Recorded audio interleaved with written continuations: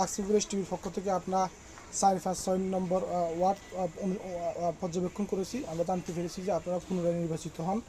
পুনরায় নির্বাচিত হলে আপনার সাধারণ জনগণের জন্য কী ধরনের পরিবর্তন করবেন?